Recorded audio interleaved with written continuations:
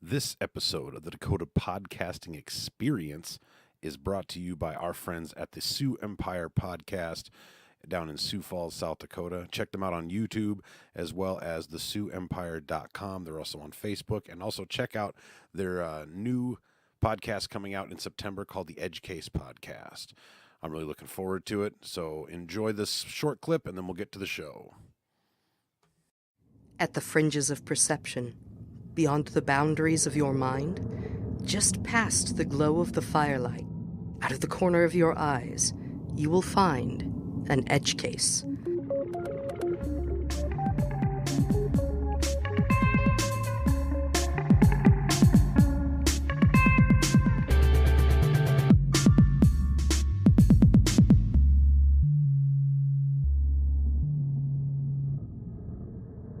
Edge Case Podcast, coming September 10th. Learn more at edgecasepod.com.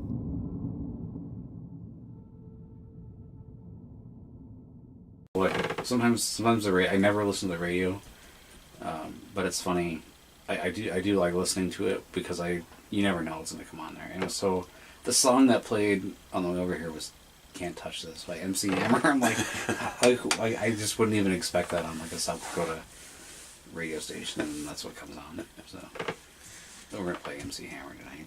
Dude, we were like driving around earlier today, and God, it was like 8 o'clock in the morning. Like Love Shack was on, and like some like Gwen Stefani, that ooh-hoo, woo-hoo. Oh yeah, that's annoying. And we're just like, it's 8 o'clock in the morning, man. Play me some like James Taylor, something to soothe me into the day. Yeah, just hit me with Love Shack at 8 o'clock in the morning, man. Right. Yeah. Well, I've met some people that are just toasted by 11 a.m. They're drinking right away, and so Love Shack is probably an appropriate tune. Or Can't Touch This, or whatever they play. Yeah. I have a hard time just not liking all of that stuff, even though it's terrible. Like, I know it's terrible, but it's funny. Like, Can't Touch This. Like, who would have thought that would have came on tonight? So, pop music, man. Pop music. So we're rolling. Okay. Yeah. Okay. I thought we were for like an hour. I just didn't even know.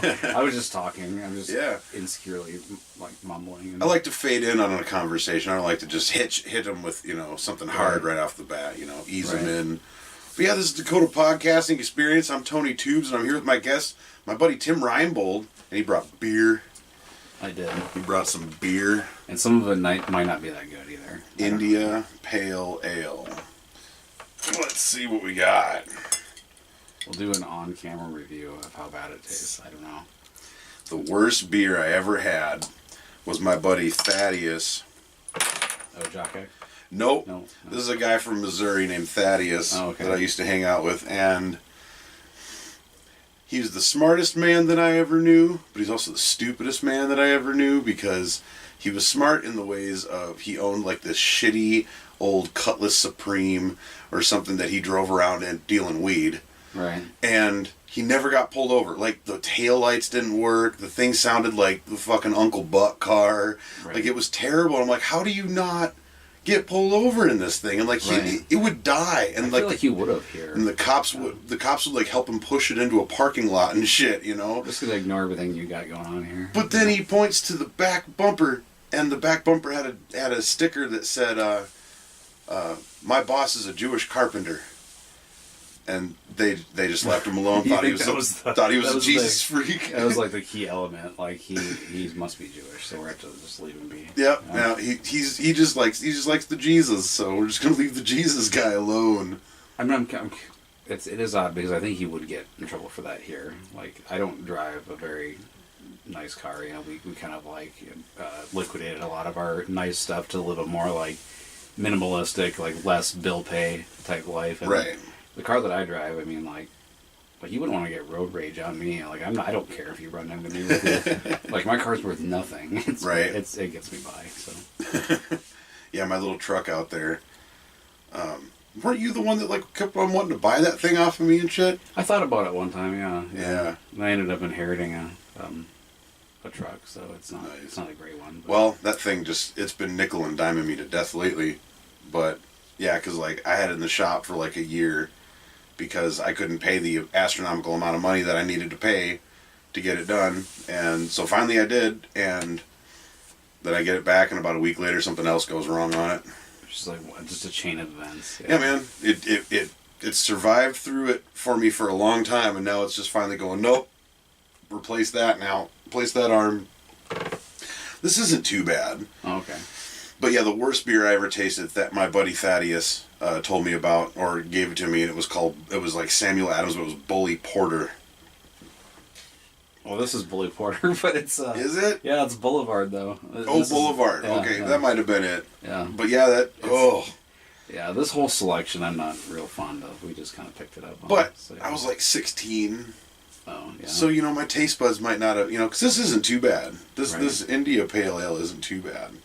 Looks like it feels like I should have shaken it up or something. There's a bunch of stuff on the bottom. Maybe some, like, orange juice pulp extract or something. We'll see what the end taste is. It might be kind of good. Yeah. Well, yeah, drink up for sure. So, yeah. So me and Tim, we used to play in not a band.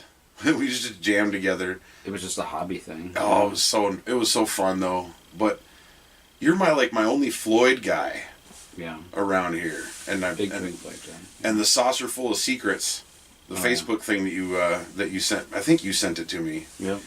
Yeah. Well, I think there was a thread going on about just like what music would be cool to play, and then you brought up some of that older stuff, and I'm like, oh, did you check out, the drummers doing that thing where you wanted to have a different take from doing the Roger Waters thing, where they're still doing stadiums, and Gilmore's still doing stadiums, and Nick Mason was like, we're just gonna do little clubs, and with all the old stuff, and so, yeah.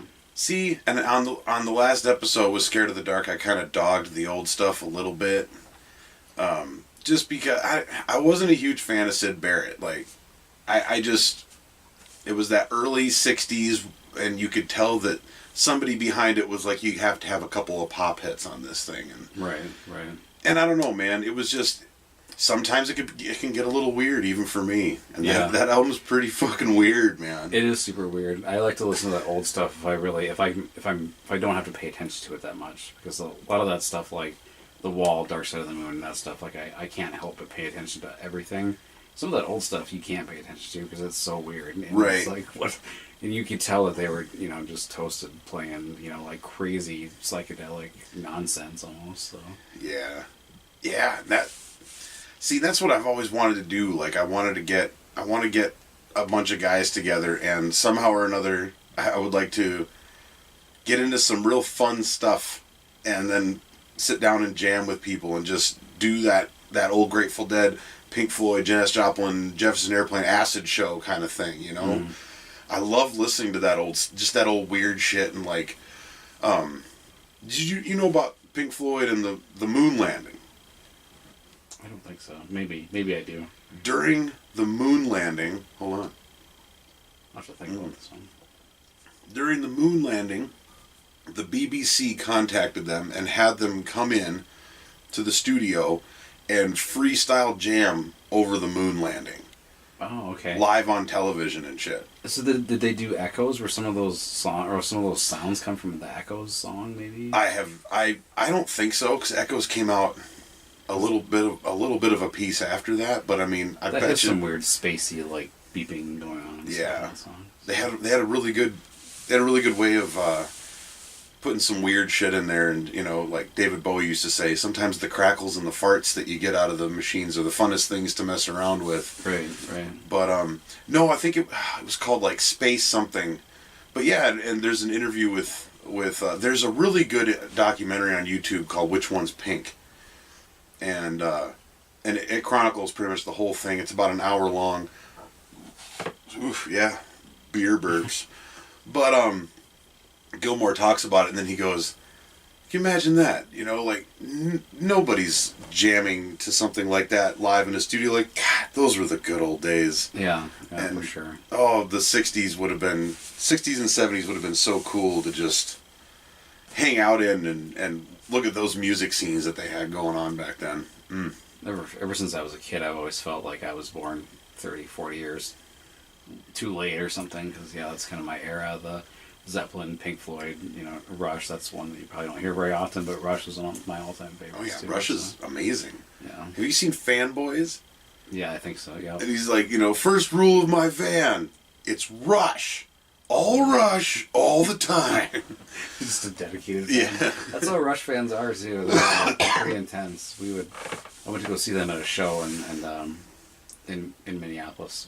I don't know, probably 10 years ago, and it was amazing. And like everybody, and if you're a Rush fan, it's not like you don't just like one song. Like, oh, I like that one song. Like, they're like Rush fans have like all 19 albums, and like right. every T-shirt from every summer tour and everything. So. Going back to what you were saying, like, I picture myself, I like to look back at every decade and be like, how would I have been in that decade? Right. And I honestly think that a place where I would have thrived was the 30s. I think that I would have been a really good gangster at one point in time, like a bank robber. Yeah. I really think I would have been a really good bank robber back in the day. Yeah. Before all these fandangled machines they got out there to catch everybody. Right. You pretty much could just act on wit rather than like... Yeah, now you can't. I don't think you can get away with anything anymore. All you had to have back then was a good plan. Yeah. You didn't have to have a guy that knew how to crack the security, Right. clearances and wipe out the cameras. No, it was hayseed banks, and you go in there with scatter guns and shit. Yeah. What are those hats called? The bowler hats or the fedoras? Is that the hat they call those? Like the... Well, fedora is like something that Indiana Jones would wear, and even the brim can get smaller too. Yeah. Like a cool gangster hat. Oh yeah, man. One of those cool like old cars they had. So yeah. Every time the car shows out here, I love going out there and seeing those old 30s and 40s cars, those old Fords and shit, Buicks. Sometimes I get like engulfed into like the Chicago Northwestern Depot will like post pictures in Redfield from the 30s and 40s, and then like I'll click on something and then it will just be hours of me just looking through these old pictures, and like it's just creepy kind of seeing the same buildings that are there now. Way back then, and it had all those cars from back in the day. You could tell like the doors open from the other side, and they were like, I could just imagine like Tommy guns and stuff, like people going crazy back in the South Dakota prairie. My grandpa, like my dad was just telling me about a bunch of shit that my grandpa got into that I never knew about, and all of a sudden my dad just lays all this shit out on me, like because he was like one of like 74 kids or something, he was like one of the youngest ones, so he had to fight for everything. Right. So every time he would like eat a meal, even in his old age, like there'd be like eat it like every one, and like it was his last fucking meal. Right. There'd be like roast beef hanging off his lip and shit. Yeah. But I guess when he was a kid, like him and a couple of his brothers, they wanted to go to a movie. They didn't have any money, so what'd they do? They go and knocked out the guy that was standing at the door of the movie and went in and watched the movie. Like, they were punks, man. Yeah. And then my dad told me another one where they actually figured out this bootlegger's route in town, and so they went and they jacked a bunch of bootleg moonshine from this guy, and then he found out who did it. He came and like threatened them with a gun or something, and they ended up talking their way out of it and blaming it on a different gang of kids. God knows what the fuck happened to those guys. Yeah, these kids. Yeah, that's crazy. And like back then, it was like, could you imagine like if somebody like had like came to threaten your kids or anybody else's kids with guns? Now it's like a huge deal, and that just happened like every day. Like, yeah, those kids robbed that bootlegger. I mean, like what? Like that happened. I mean, it's almost an unreal thing now. Oh, so. Just when we were kids, man, which was 25 years ago.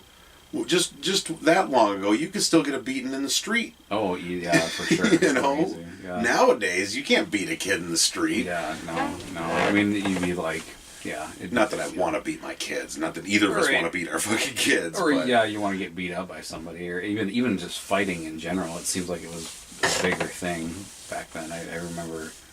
and it's sad to remember to think back on, especially where I stand now with, like, my own career. It's like...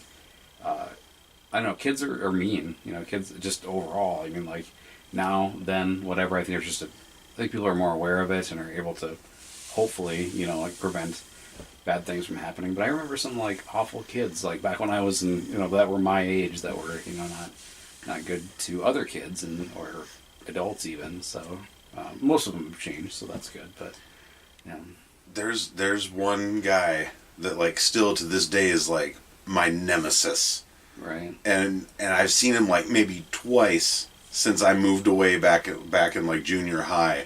I've seen him like twice since then, and each time I like involuntarily do stuff like, like just gonna hiss at you. Yeah, man. Like it's not something that I can control at all.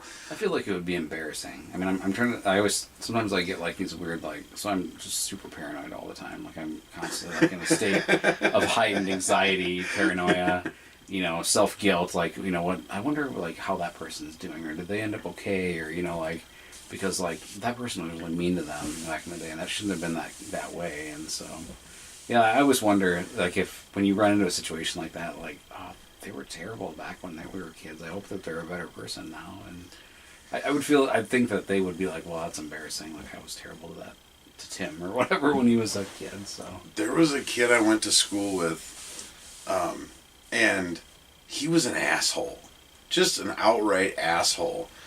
And I always just really did not like him very well. But then, now that I've grown up, I remember things. And some things you remember now that you're an adult don't really add up. Right. And so we had a music teacher. And this music teacher paid a lot of attention to this kid. And I remember this kid telling me, I get to go over to the teacher's house and rake his yard for him later and all this stuff. And then here I am watching movies like Mysterious Skin and like weird shit about what things can happen to kids in school and everything. And it's just kind of like, oof, dark shit, man. Like who knows what the fuck happened. And right. And from what I hear, he's still kind of a prick. But now I'm like, well, shit.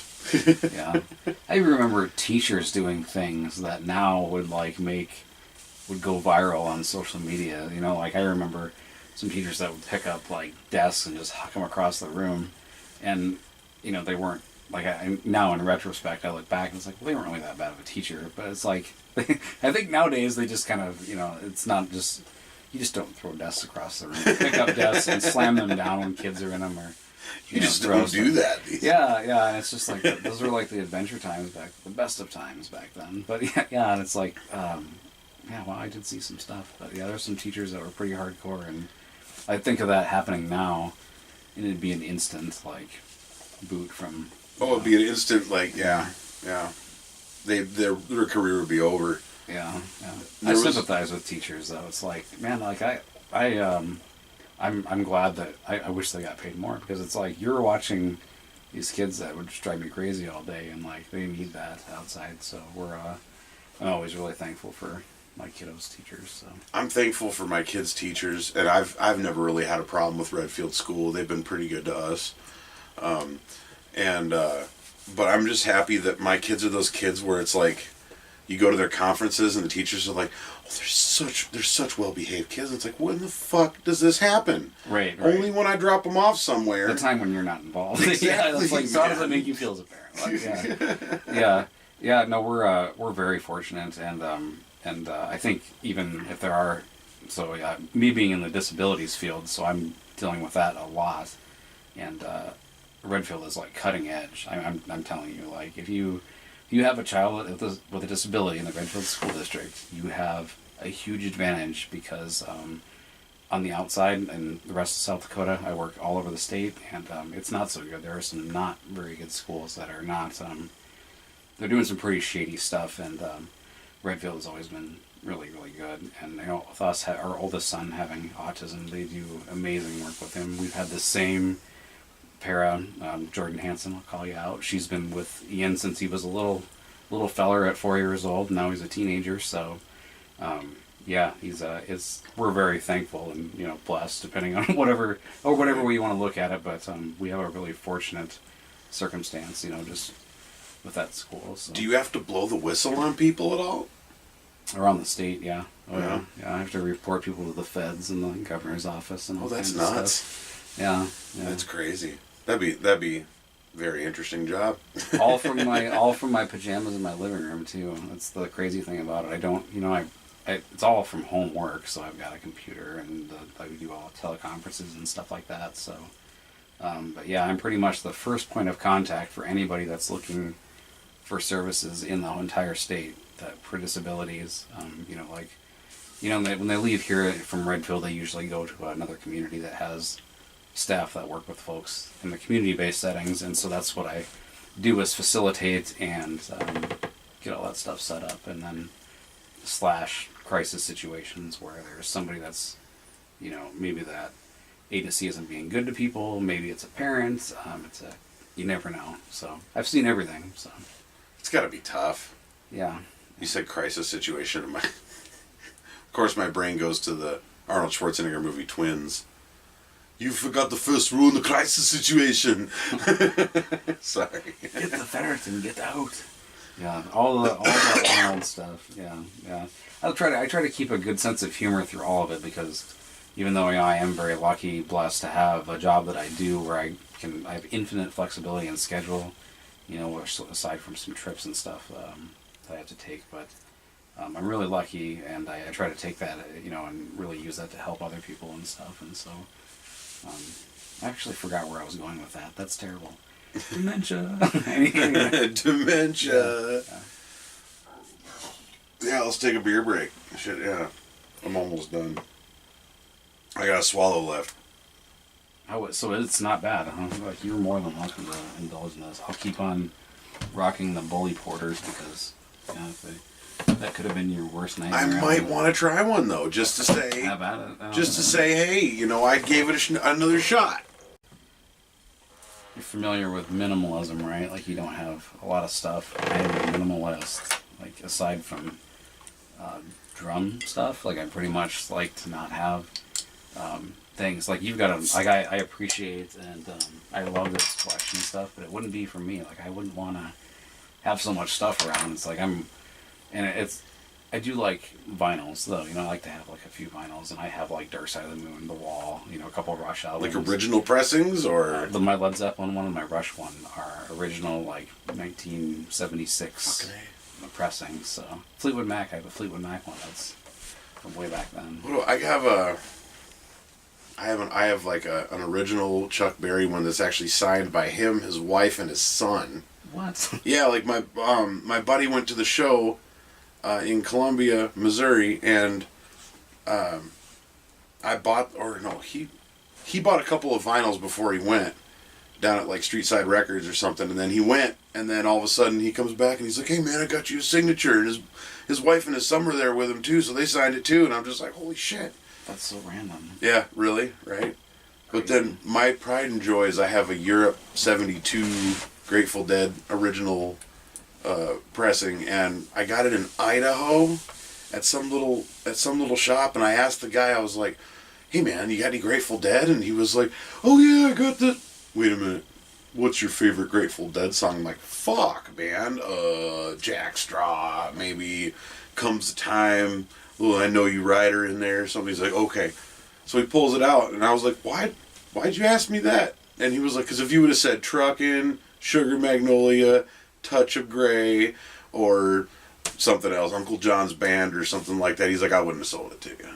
No, like he was making sure you were like a valid... Yeah, that I was an actual fan. Yeah. Grateful Dead fan. Yeah. So they kind of have the same type of like cult personality, like with... It's just a little heavy for you. Oh, just... Still after all these years. I taste 2003 right there, man. Did you? Like, Yeah, it took you right back, huh? It took me right back to that fucking couch. Huh. Whew. The reason why Thaddeus was also the stupidest man that I ever knew is because he's actually in prison now for robbing 2 banks in one day without a mask.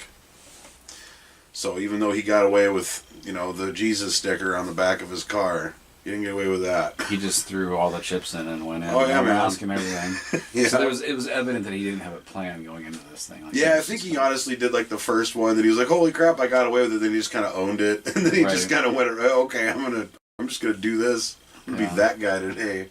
I don't think I have any old associates in prison. Maybe. It's hard to say. But that's always sad to hear too, though. I got a couple. Do you? Oh, Yeah.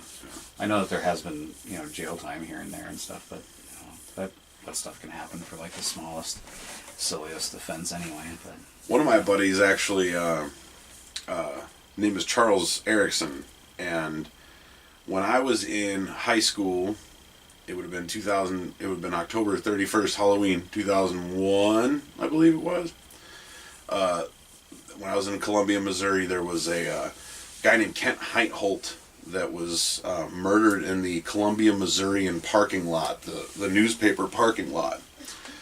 And no one knew who did it. And all of a sudden, like, about, I think 2003, 2004 or something like that, my dad calls me up. I'm living in Aberdeen at the time. My dad calls me up and he's like, Tony, what was your buddy Chuck's name? And I was like, Charles Erickson. He was like, okay. I was like, why? And he goes, well, he just confessed to killing that reporter back in 2001 with another classmate of yours. Did you go to school with Ryan Ferguson? I was like, yeah. And he was like, yeah, they're both going down for that dude's murder. Then It's very complicated. Like, yeah, always. Yeah. Chuck had a dream that this happened. Okay. And he was on a lot of drugs and booze at the time. Like, during that period in his life. He was always kind of fucked up. And he kind of took the dream to be...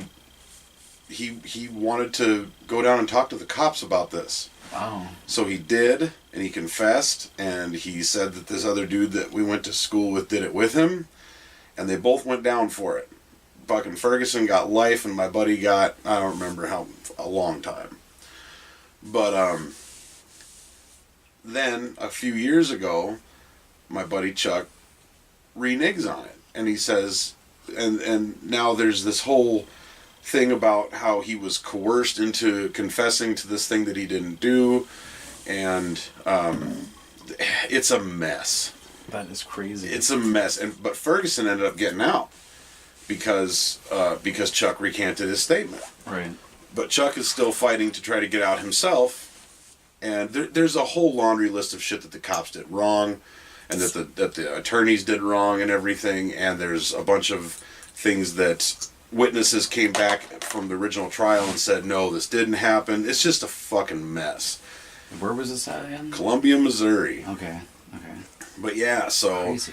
So how far is that from Kansas City then? It's about 90 miles, I'd say. Yeah, I was there last year. Yeah, we got to go tour like the tunnels. Like they used to have like where the speakeasies were and stuff. Like we ate in a restaurant that was like in where like it used to be one of like Al Capone's hangout places, and it was like 4-story building, and then like they made like a, you know, the 4th floor was like your high end like ballers, you know, that made all the, you know, making G's every year, and then like making hundreds of dollars back in those days. So then, you know, we as nonprofit, you know, staff were we went to the restaurant in the basement, but it was still pretty cool. They had like little jazz band and stuff, and that was like had pictures of Al Capone on it. But yeah, Kansas City, you know, so I was wondering how far away that was. That's fucked.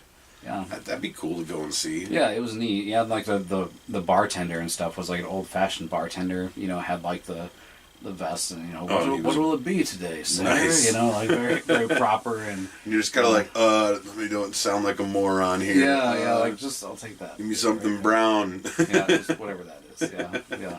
So no, that was a cool trip. But yeah, so Missouri. Yeah, I don't think I have quite any crazy stories like that, like for classmates that were. Well, and like I never really met Ryan Ferguson. Our junior party, it was this out in the middle of fucking nowhere, and we had like 400 people in our class or something like that. It was huge. But it was down this gravel road, and I remember like I was trashed out of my mind, and I was walking down this gravel road, and it was like Shakedown Street at a festival, whereas everybody's just getting fucked up everywhere. And I stopped and I smoked a little bit of a blunt with Ryan Ferguson. And that was the only communication I ever had with him. It was just like, hey, and then I'm gone, you know. Yeah. But me and Chuck, man, we were good friends. Like we hung out a lot and everything. But I'd always kind of see when he confessed, I was like, I can see it, because he was a rich kid that never drove a nice car. He never really took advantage of the fact that he was rich. Hung out with people like me. I wasn't rich, you know. And it was just kind of like he kind of given up, you know. Right. He was hiding something and shit like that. And before he recanted all this stuff, I'm like, you know, have I looked the devil in the eye? Because I mean, this guy was brutally murdered. like bashed in the head with a fucking tire iron like multiple times. That's crazy. And shit. So if these friends tried to be in contact with you, like since this event, I mean, there's probably no those bigger schools. I'm sure you don't really. You're like I know I could almost name all my classmates by memory. I'm sure. Right. So I mean, have they tried to contact you or been like, oh yeah, like. Like, am I in contact with some of my old friends? Yeah, I mean, like the ones that are like that were in this crime scene. Ferguson, no. Like I said, I only met him really one time. Right. But I was happy when he got out. Right. If he didn't do it, I don't want anybody to be in prison that didn't do it. Right. Chuck and I have had a correspondence. I've written him a couple letters over the years. Honestly, not enough. He's written me a few, and actually, he's been doing this dog program. I mean, the guy's already gotten like a couple college degrees. Like he's on the up and up in my eyes. Right, right. So he's like an ideal prisoner type thing. Like he does all the but he's a part of this program where he trains dogs, and then they I was gonna say rent them out. No, they adopt them out to people, and they're pretty much pre-trained dogs and everything. And he had this one, I can't remember his name now, but he was really, it was like the first one that he trained. And he was really worried that, he's going to go back to the shelter and then he's going to go to God knows who. And Ashley and I actually had a plan to go down to Missouri and adopt the dog for him and then hold on to the dog forever or until Chuck got out of prison. Right. Because he's got some of the best attorneys in the Innocence Project working for him right now. So I honestly think he's going to get out soon. But yeah, we were going to go and do that, and then it was like a week or two before we were going to go and do it, and I called to start the adoption process, and like, he was already adopted. And I was like, all right. But the adoption process was grueling. Like they had to have all sorts of information for when we went and picked up Doc from Watertown, it was like $60. Right. And that was it, sign a form and then you're gone. Right. But here they check your credit, they check all your fucking references and taking shit. blood draws and stuff like yeah, man, you need a semen sample to get the dog and shit. But I mean, I'm glad though that whoever had to go through that to get that dog is probably not gonna, have the dog fighting other dogs. Yeah. Right, like Michael Vick style or something. Like, yeah, that's terrible. My mom, when she lived out in the hills here, she was really worried about that because she always had her dogs out in her fenced-in yard, but there was a lot of times where she would find drunk people in her yard because she kind of lived in the hood in Rapid. She lived on Lemon Avenue up behind the fucking Civic Center there. And, but she said that dogs go missing out there all the time, and a lot of it is they go out to the res. And they go out, I mean, this is what she told me. She said that a lot of times, they find them out on the res and stuff like that in these dog fighting things. And little dogs like Mom's would be kind of warm-up dogs. Right, right. And it's just, anywhere that's happening, it's just, Right. Yeah, people are the worst. It's like I just feel like you shouldn't. I mean, if you're that awful to an animal, you are probably on the track that you could be that awful to a human as well. It's like, I don't know. It's like, I feel like, I don't know. If you're going to have an animal, you need to really, like take care of it. It's like, I mean, it's not, that's terrible. Yeah. I call my animals assholes all the time, but I don't think that's illegal. Right.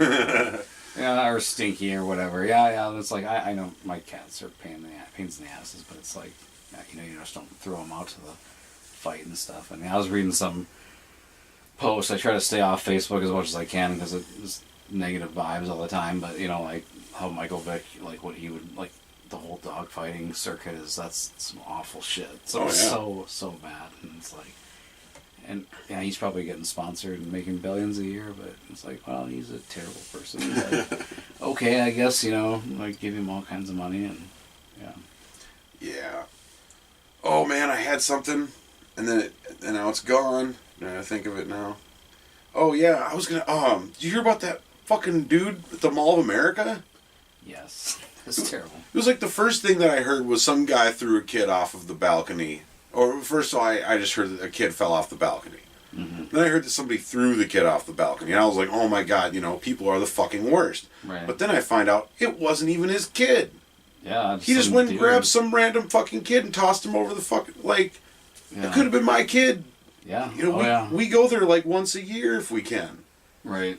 That is fucking sick. Yeah, and then people like me who already have like instilled fears that I don't want to go out in public are like, yep, that's why I don't go out in public, so I don't really want to go there. Like, I mean, granted, it was an isolated case, probability of that happening very much, but it's awful, and it's like, yeah, there's a lot of, and then of course, you know, the mainstream media is getting a lot of like, you know, putting a lot of political stuff into it, and it's like, I think you're overlooking the fact that it was something awful happened to this kid.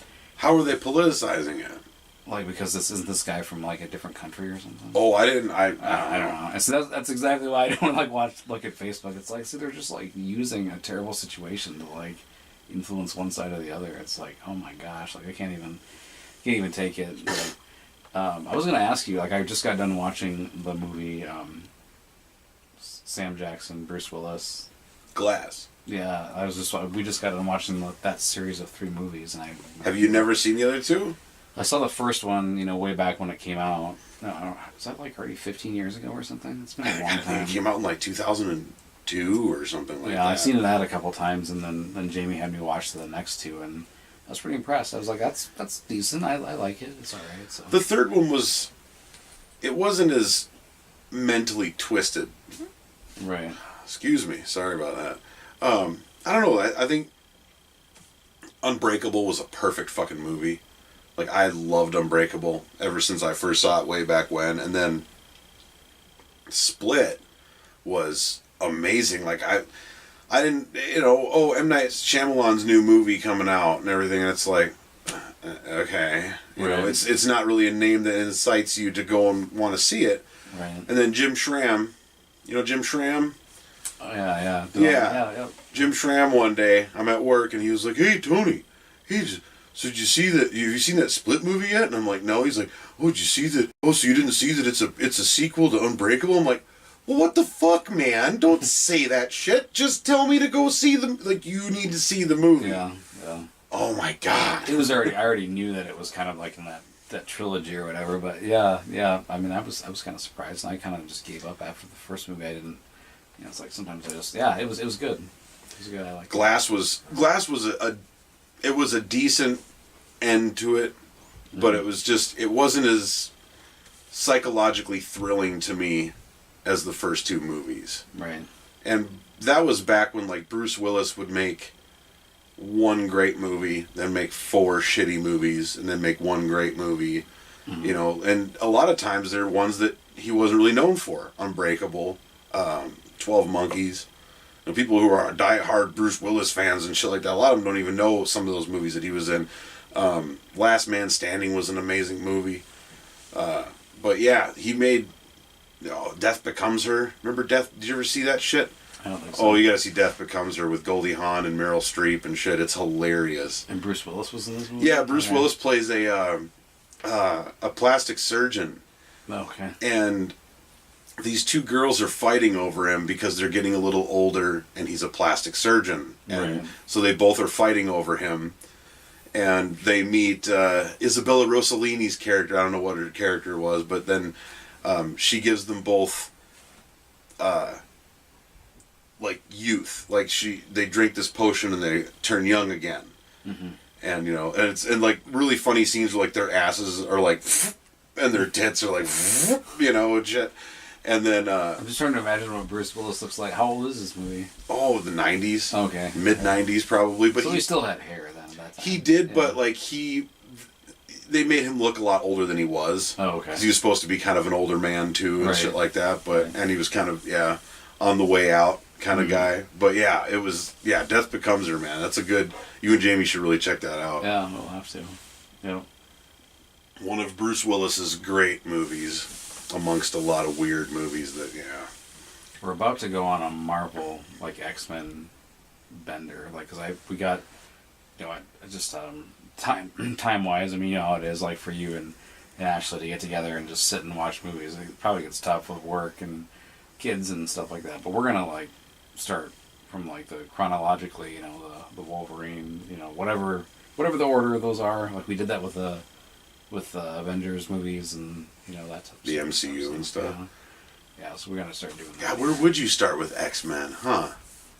have to Google it. I'm sure somebody's got it. Oh, I'm sure. I'm just wondering if you should start with X-Men Origins Wolverine, because that's because it goes. He's kind of like in the Captain American, where he was like Captain America, where he's like the first guy that had the power type thing. So yeah, that'd be cool. See, unfortunately, Ashley's not really into those kinds of movies. Oh, so. A lot of times when we get together to watch something, it's either like a weird psychological movie or a weird psychological documentary. Yeah. Have you seen My Idiot Brother have you seen that one yet? With Paul Rudd? Yes. Yeah. God, I think I saw it when it came out, but I don't really remember it. Yeah, that movie makes me feel good. It's just fun to watch because he's such an easygoing guy. Accidentally sells the cop is like trying to like get him to selling weed so he can arrest him, and he just like sees the best in people, and he's like, oh, he's I'm just gonna try to help him out, and then the cop arrests him. That's what a bastard. Like that. It's just a good movie, and he just kind of wants to like chill and do gardening and just hang out with his dog. Willie Nelson is the dog. His dog's name is Willie Nelson. Yeah. That's awesome. Yeah. I loved his character in Forgetting Sarah Marshall, Kunu. Mm-hmm. The fucking surfer guy. Oh, the weather outside is weather. Yeah. People have all those memes out there of Paul Rudd, and they're like, look at Paul Rudd back in Clueless, and then look at him now, and he's like, he's 50, and it doesn't look like he's aged a fucking day. Does he look the same? Oh, God, yeah, man. That's crazy. Same with Snoop Dogg. Yes. Snoop Dogg looks exactly the same Yes, as when I was a kid listening to Snoop Dogg. Yeah. Yeah, some people just don't age. It's crazy. Steve Martin has looked that old my whole life. Right. Like, well, that white hair and shit. He's been that old my whole life. It's... Yeah, it's crazy that people that like some people you see and you're like they've changed dramatically over just a course of like 3 years or something. Like every once in a while I'll go out to the center or something for something, and it's like I haven't seen people in 5 years and they look completely different, and some of them look just the same. People look just the same, and so actors, it's weird. Like I'm hoping that I have maybe inherited some sort of like gene to where I always look fairly young. But that'd be nice. But I think you look fairly young. Yeah. But then I see those pictures of you when you're young. Right. And you look really young in right. those like, pictures. Oh, he's 12 in that picture. Oh, no, I was actually 20. Yeah. Sorry. Yeah, for sure. I smoke too many cigarettes to look young. Yeah. Unfortunately. Yeah. I know you had texted me like about I was just looking through some old pictures the other day, and like a lot of the Pink Floyd stuff. Were you not living here when we played? That we had the little down? I think that you might have been, and I think that I was actually down at Starters one night when you guys were there.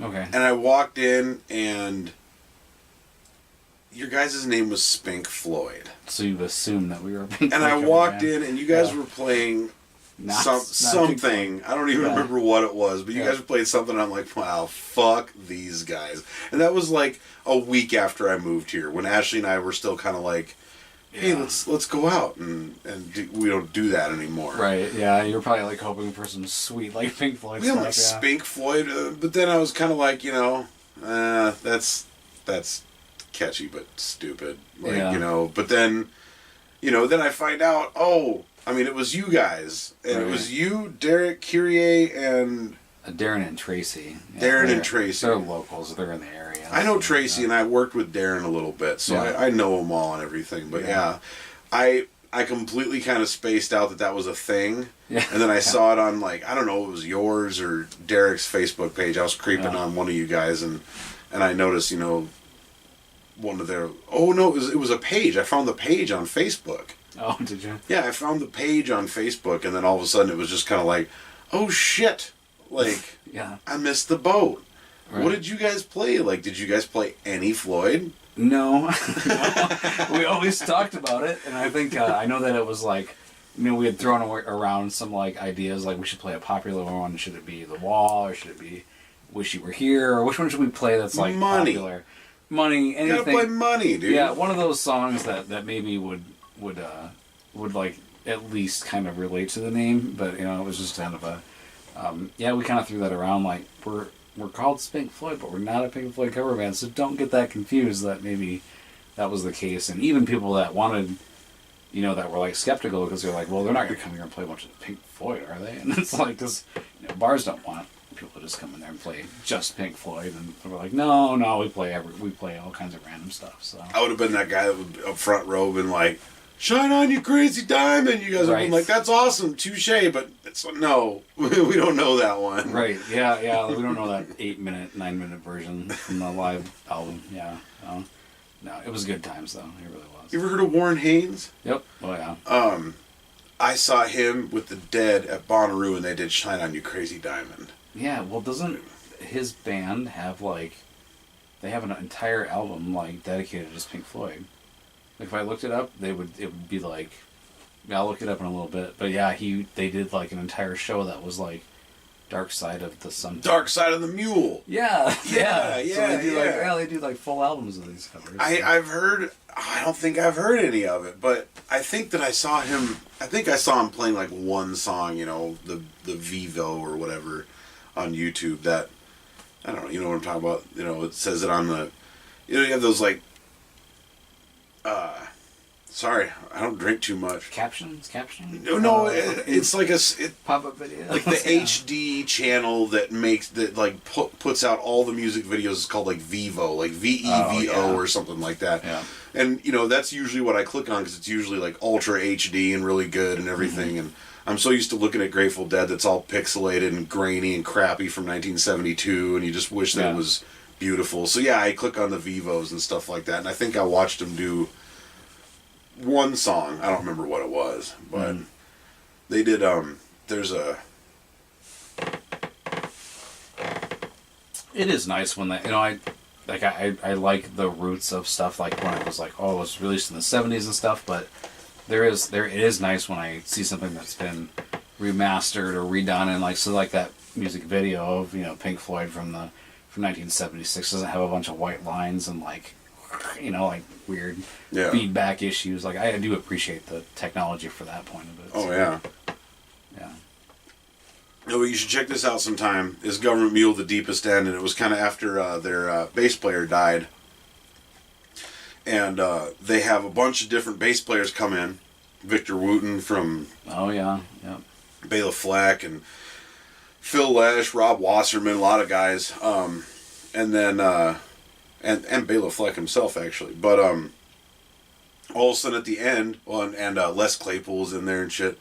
But then all of a sudden at the end, Jason Newsted from Metallica comes in and they play a bunch of fucking Sabbath songs. Oh, that's random. That's so random. And fucking Warren Haynes singing Ozzy is a dream. It's amazing.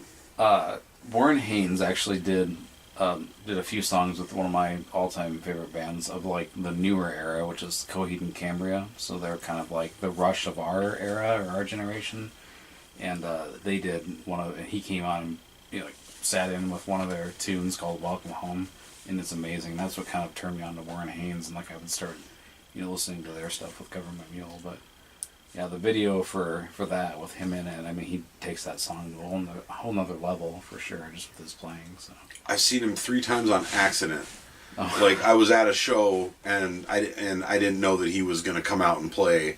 Oh. Yeah, except the Dead, I knew he was going to be playing with the Dead, but I saw him with the Dead. I saw him with oh shit, what was it? Well, I saw Government Mule on accident. I didn't know who they were at that time, and then kind of just wandered through aimlessly at a festival and heard some of their tunes, and that was pretty cool. I remember him playing "Time to Confess." That's such a good song.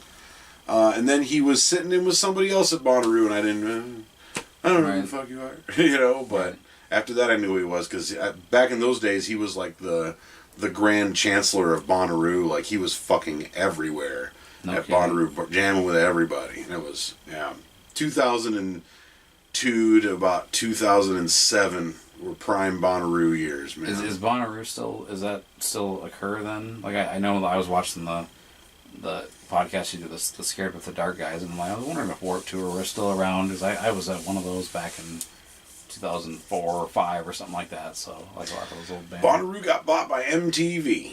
Oh, did they? And so now you have Eminem headlining, and no offense to Eminem, I'm not going to go to a hippie festival. It's not the way it used to be, because when I went, it was Bob Dylan, Dave Matthews, Trey Anastasio, The Dead, I remember some of those. Primus, all these fucking Ani DeFranco. That was the first time I ever even heard of Ani DeFranco, and she blew my fucking mind. String Cheese Incident was there, Mo was there, Humphreys McGee was there, all sorts of really good shit. Wookie Foot, love Wookie Foot. They're so awesome. now it's just a whole different thing. Yeah, it's just a whole different crowd. It's like that's too Coachella. Oh, that's too bad. But down there, I mean, and I'm not dogging those Right. those festivals, but it's just it's not what I initially went out there for. But when I went to Bonnaroo, man, like that was kind of almost the end of my festival days, and for good reason. I had a bad trip one night out there, and I realized really quick that there was so many people out there that were just there for the drugs. Right, like they weren't even really there for the real reason that they were. Yeah, man. There. And it was just, I saw a really, granted I was under the influence, but I saw a really dark side of the hippie community. I remember I was walking around and I was in a bad state anyways, but these two guys this guy was sitting there with a cardboard box, like a tall cardboard box, and he was doing the ball under the 3 cups thing. Okay. And he was hustling people, swindling people out of money. Right. And this girl comes up and she was like, "That's so easy," and she throws down all of her money. Just this big fucking wad of cash. Yeah. And her boyfriend was like, "Oh, you fucking shouldn't have done that." Right, and she's like, "No, I got it, I know it." Because he would get his plants out in the audience to come, out in the crowd to come in and fucking do it. "Oh, you won $100. Oh, hey, Right. And then she comes in, fucking lost it all, dude. Oh, Lost it all. And then she starts like screaming. Right. And they had cops on Clydesdales out there and shit. Those gigantic horses. Yeah, right. so she like gets one of them to come over, and this guy just fucking packs up his shit and he's gone. Right. Disappears into He's the just crowd. a transient, hustler. Basically. Yeah, disappears into the crowd in a fucking second, man. And it was terrible, man. Some of that shit. And also I kind of realized that as you get older, you can't be front row. Right. For everything. Like, right. I got up for Dave Matthews and I was right front row and I watched him do about 5 or 6 songs, and it was really cool because Dave come out and it's just Dave under the spotlight, and then he'd lift the lights on. Tim Reynolds is up there and shit and everything, and then all of a sudden I see somebody up in front of me, like from me to the wall, that far away, because I was on the fucking rail, and there's somebody fucking around up there. And then all of a sudden he's like, "I want to bring a friend of mine out." And fucking Dave Matthews, "I want to bring a friend of mine out here." And all of a sudden the light comes up right in front of me, and there's Trey from Fish. Standing right in front of me, and all of a sudden he goes into Bathtub Gin or some shit like that. Yeah. And I just lost my shit. But then like 4 songs later, all of a sudden, and I was just like, fuck. Yeah. I looked behind me, there's 150,000 people behind me. That's craziness, isn't it? Just crazy. God, I had to shit so bad. Yeah, those I kind of gave up the front row stuff. I can't even remember the last concert I went to, but I remember being at the Warped Tour one year, and it was like, I mean, all those bands that the Scared of the Dark kids were talking about, like the, sorry, not really kids, but, back in the day, you were... The younglings. Yeah, the young kids, yeah. So, like, I mean, there was all Bad Religion, like, I would go from, I could listen to all that older punk stuff, like Bad Religion and NoFX and that stuff, and then I would go and listen to, like, Fish or Dave Matthews Band. So I kind of I'd skip between genres of music a lot, but I remember being front row for Coheed and Cambria, and like All American Rejects and like Fall Out Boy were all there, and like my friend who was about your size, just a little taller and bigger.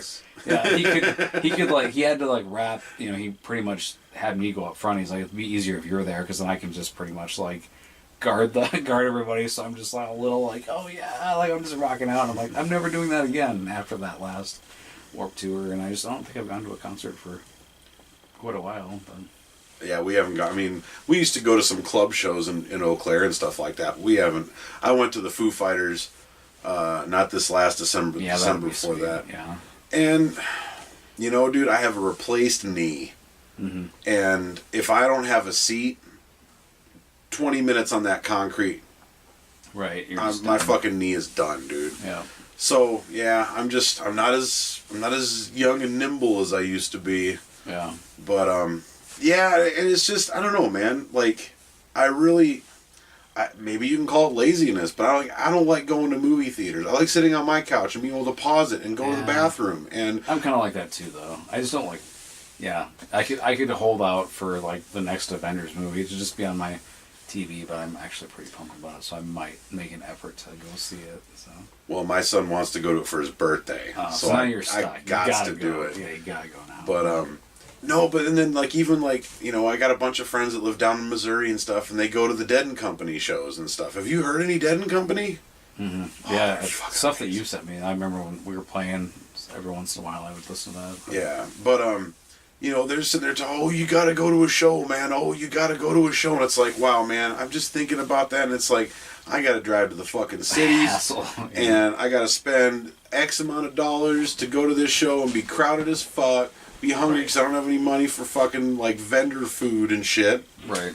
Where I can couch tour that shit here. Yeah. Sounds better. Your eardrums aren't bleeding. Yeah. I can pause it. I don't have to get a babysitter. Like I can come back to it later. I can go take a shit. Whatever. Yeah. I can do whatever.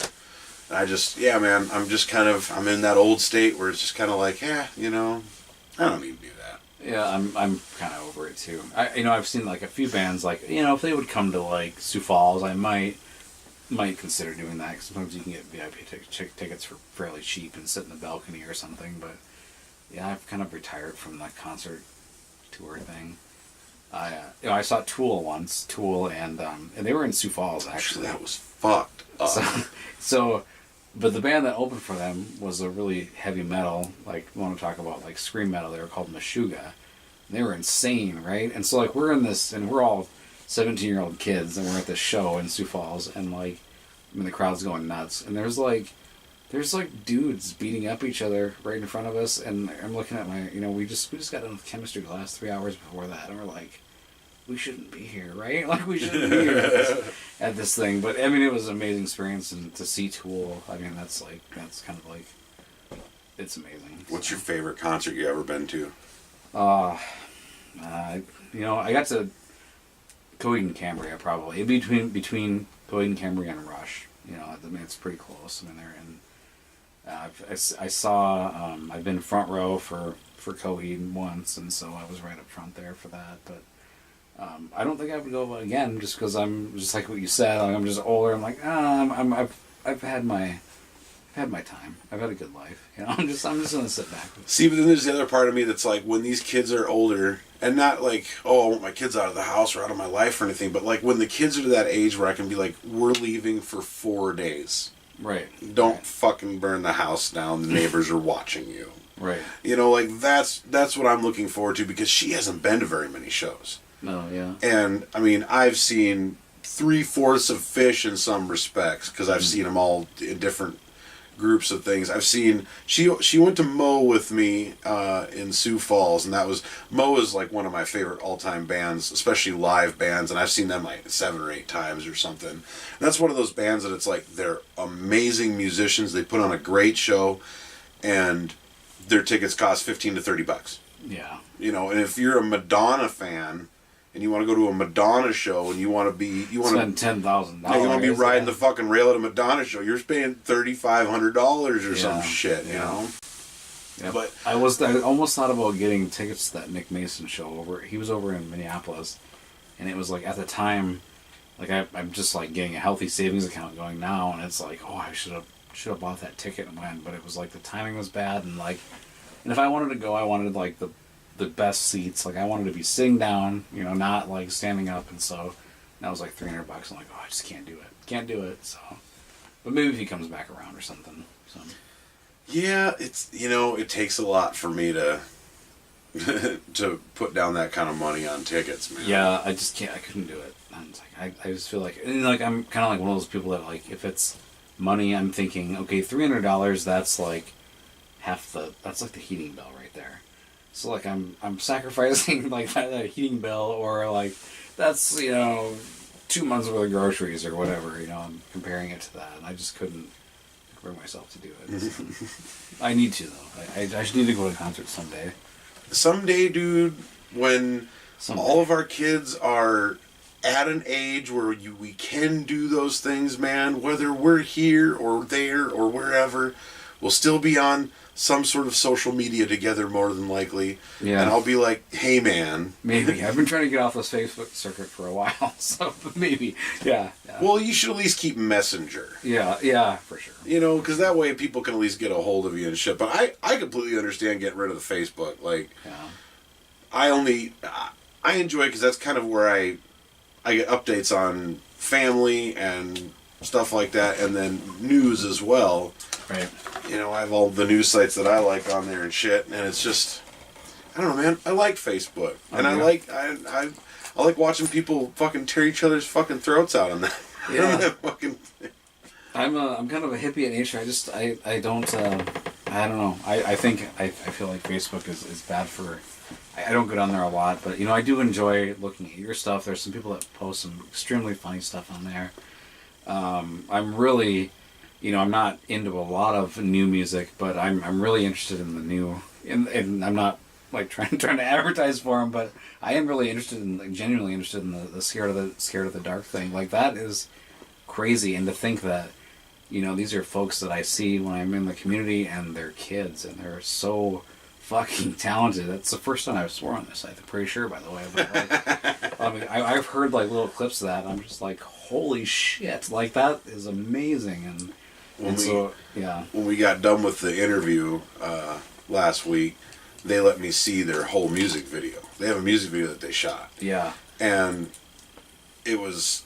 I mean, not only was the music video good, and it was just a good all-around music video, but yeah, man, the music itself and the girls' vocals and the backing vocals and everything, it all just sounds like somebody who, I mean, I'm sorry, but like somebody who should be opening for Avril Lavigne or something like that, Right, or even better than that. I mean, better than that, but I'm just saying. I think of like Evanescence, for instance, I mean, that's, I don't know, like, Taylor, Chris, you guys, holy shit. Like, when I heard that, I mean, I was blown away. I really was, and I was like, these are kids that are running around Redfield right now, and I'm like, and they're actually like, they're doing something great here. And so, I mean, I was beyond, my mind was beyond blown that was like the sound that I was hearing come out of that computer. So I really dig their stuff, and I really hope that, I really hope you guys get the hell out of here. I really hope that you guys take this shit somewhere else, because you're not going to go anywhere around here except for unless you go somewhere, you know. So well, I have a lot of faith in them. I mean, I just by hearing that, and I remember way back when Chris was a little kid, and I was working with his dad and mom at the developmental center and stuff, and they had talked about drum. Like, would you ever consider like drum lessons for Chris? And I'm like, rather than spending money, just have Chris listen to, like, so you can go on YouTube now, that YouTube is just starting, and you can listen to any song and just play drums to it. Yep. He'll be fine. He'll learn just as much, and he'll spend zero money.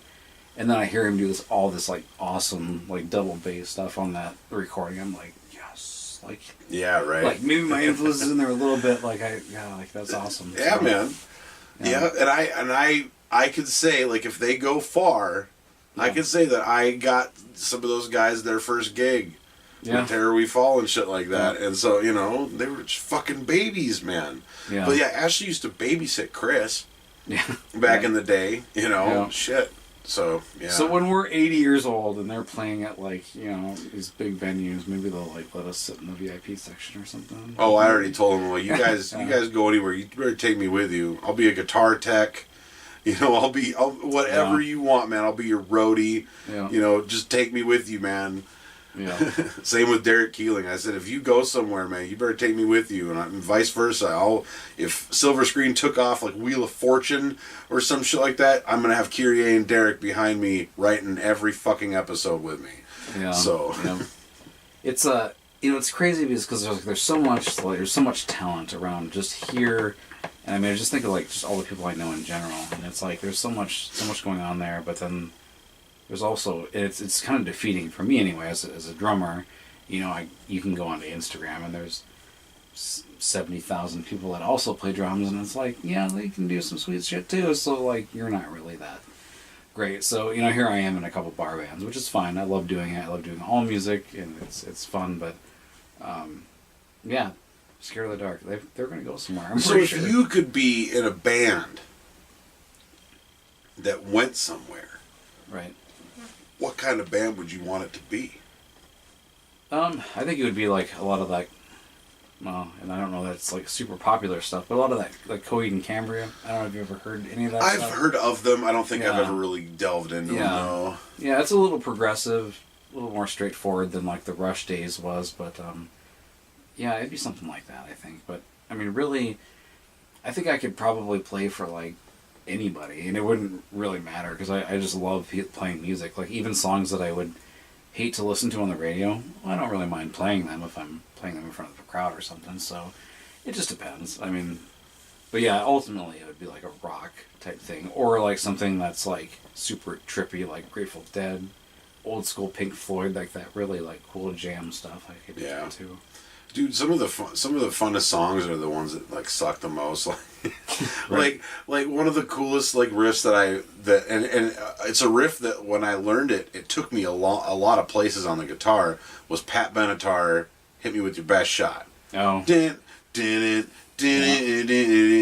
Like after that, man, I could play a lot of Sabbath. Like Pat Benatar led me to Sabbath. You know, Right. like it. Yeah. Yeah. I love playing some. Yeah, we do. The one I play with a band out of Gettysburg, and we do Paranoid. And I love playing that song. I really like make sure I love it. So I love Paranoid. That I can do. I mean, most Sabbath stuff isn't that hard. It really isn't. But like, yeah, Paranoid, Sweet Leaf, NIB, Children of the Grave, like it's all just power chords, man, and they're just funner than shit to play. And then then you go from the power chords and you can put a little fill in there. Right. Fucking same with you. I get down the general beat and then all of a sudden I could just kind of. Yeah, and it's easy enough to work off of. Like the standard beat is just. But I can do. Yeah, it's fun stuff like that. So. Yeah, when I first started out, the first song I ever learned was "Sweet Home Alabama" on the bass. Mm-hmm. And it's literally like the whole fucking song. But then I'd spice it up. I'd go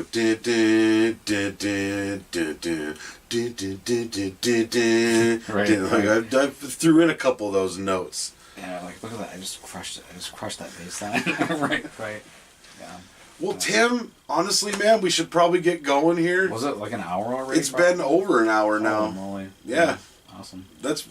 I'd love to have you back on, though, man. Like, sometime we'll have to drink a little bit earlier before the show. Right. Because now I'm just starting to get loose, but it's almost 11. Oh, is it really? Yeah, it's almost 11. I got to get my brother-in-law from work. Oh, yeah. Yep. But no, Tim, thanks for coming on the show. Yeah, it'd be cool to do this again. Just even, I was super nervous before I came on, so I'm not. It was just like a chat. So yeah, man, that's all it is. Like I said, and honestly, dude, John Roden wants to be on the show. Oh man, yeah. Have you guys both in here talking? I don't know. I don't think I'd have much to say because it's like, it would be fun. John Roden I think he holds the current record for the most days in Facebook jail ever. Like worldwide record. Seriously, man. Sure. He is Facebook's top 10 most wanted list. Yeah. It was always fun to play with John though. He's fun to play with. So like, yeah. I always think it's trippy when I play with my dad's old bandmates. Yeah. Like for real, because these are guys that I grew up looking up to, literally. Yeah. Looking up to him and stuff like that. Then all of a sudden, here I am jamming next to John Roden, and we're both smoking a cigarette. Yeah. And it's just like, I don't know, man. What's kind of cool, and I know you're trying to cut oh, things off, no. but like you think of local, and you're talking Aberdeen specific music scene. When we talk about anything around this area, it's pretty much based out of Aberdeen for the most part, right? So like, I was thinking about the documentary that you did on just like that group of guys that would all get together and do the do the musicians reunion stuff, right? And I was like kind of where I'm at. I was thinking that I'm kind of in the generation after that, and even though I'm the young one, right? So now I'm in that generation where you've got all these folks that were grew up on the hair metal type stuff, and that generation is starting to fade out. And so I'm thinking, like, I look at the guys that I play with, and I'm like, they're talking about stuff that was happening in the 80s. And then I was thinking back to, like, John Roden and those guys, and I was thinking, like, that's 70s. So, like, am I going to hit, like, all three generations? Like it's kind of crazy. But, I mean, it's sad because I feel like we're kind of under threat from DJs and, karaoke. Yep. Whatever that they even call that. Like, they just show up with a speaker and, like, let's do karaoke. Which, yeah, I mean, fine, it's cool, but, I mean, that's taking the place of cover bands that were... Well, look at the music industry, man. Fender and Gibson are having really bad troubles and shit because kids aren't buying musical instruments like they used to. And, like you said, hey, I think that I'm a pretty good guitar player, but I can go online and I can find a 12-year-old that can shred out Eddie Van Halen's Eruption. Right. Make me feel like a dick. Yeah, so, like, I'm just and a done. bad parent at the same time. Like, I'm a dick and a bad parent because my kid, all he can do is... make a dying pig waterfall in Minecraft. Right. Yeah. Yeah, so you're like, oh, I just suck overall. But yeah, it's like those basically. I feel like that's why I like doing stand-up comedy so much, is because I feel like I can stand out in a certain way, whereas, God, it takes a lot to stand out musically these days. Huge, yeah. You would have, I mean, you either have to be with a group of people that all stand out as a group, or you have to be incredible. I mean, you have a better chance of being in a band that's more unique than you would be by yourself being unique. Because, like, I follow all the Instagram posts to kind of get ideas for different drumming patterns and stuff, and it's like, this 13-year-old kid just shredded that better than any person that I've seen that's played drums for 60 years. And, I mean, yeah, it's incredible. So... But, yeah, I mean, I'm kind of worried about the music industry, going forward. I think that, just thinking about that generation, John Roden and those guys in the 70s and playing all that music, the guys that I'm playing with now that are, that were doing the 80s music, which, I mean, you can give or take what you think about that music. And, of course, it's going to differ from generation to generation. And it's like, okay, so now I'm coming up on, like how long do they want to do this, and how long is that music really going to be? How long is that generation going to go to the bar scenes and listen to the 80s music anymore? Probably not much longer, and then you're going to want to start, and I feel like we might either see some of that 90s stuff come around, like, Nirvana, Gin Blossoms, maybe some of that stuff will show up. Then what? Like, I can't recreate, like, hip-hop of the 2000s, like, I can't do that, so. Well, it's like when I was talking to the Scared of the Dark guys. Sorry, guys, but, like... These are kids that are into rock and roll. I mean, there might be a certain kind of rock and roll, but it's rock and roll. And they've never heard The Wall. Yeah. They've never heard Dark Side of the Moon. Hell, before that night, they never even heard of Spinal Tap. Oh. And I lent them Spinal Tap. Yeah. at least for the comedic aspect. Exactly. Well, and Spinal Tap has things for every band. Getting lost behind stage and shit. Having the girl in the band that... Not Taylor... But having, like, the girlfriend that, the Yoko Ono of the band. I mean, I just think that it's all, everything is so oversaturated that it's hard to, like we said, stand out, and as well as it's hard to feel like you have a place in that industry at all, or could have a place in that industry at all. Right. I feel like you do pretty good, especially now, like if I were to go do, like, Mumford and Sons covers, or, like, the Lumineers, like, that type of stuff, which I like. I really like that stuff, too. So, I mean, I listen to just about everything, excluding, like, death metal. That's terrible. But, I mean, like, really, like... come on. Some of it's okay. Yeah, no, I'm just kidding. It's fine. But, I mean, that stuff, I think you could probably get away with, but I'm kind of worried about the future of cover bands, honestly, because I mean that was kind of a fun scene, whether it was 70s, 60s, 70s, 80s. I used to play with Gordy Zenz, who's like, oh yeah, he's a legendary guitar player in Aberdeen. That guy has learned and forgotten more licks than the whole town of Aberdeen guitar players. Yes, yeah. He would talk about back in the 60s and 70s, he could make a living off of being just a cover guitar player. That's all he would do. He would go out. Because places would have bands every night of the week. I was like, every night of the week, are you shitting me? And, like, he's like, no. He's like, I made a living So all I had to do was I'd go to Webster one night, Sioux Falls another night, here another night. He's like, I took home a good paycheck just from doing that. And I'm like, you're lucky to get a gig a month maybe as any sort of cover. Oh yeah, my dad used to go out every weekend. Every weekend he would go and do 1 or 2 shows, you know. Yeah. We were going to Ordway with him and shit like that. Yeah. And yeah, man, it was crazy. But hey, to be continued, man. To be continued. I'll have you back on. I'll have a couple more guests, and then I'll have you back on, man. Because I'm enjoying this, and now that you know what it's all about, you're not so nervous. Yeah. Well, I could sit if I'm hanging out with John Roden, I'd be cool with that too. Yeah, that'll be fun. I would totally have you on the John Roden show. Yeah, I can just sit as like the creepy spectator that like sits over here or something. Sits over there and just kind of yeah, that's right, buddy. Yeah. All right, Tim. Thank you. Yep. Thanks very much for coming on Dakota Podcasting Experience. This is Tim Reinbold, just an old buddy of mine, not schlepping anything, just hanging out, talking. Hit me up on Twitter and Facebook at Dakota Podcast, and email us at DakotaPodcasting@gmail.com. Hit me up on Twitter at TonyTubesZer. Thank you guys very much for watching this episode of the Dakota Podcasting Experience, and we're gonna have to get Tim back here because I could go another hour. So thank you again, Tim, and we'll see you guys next time.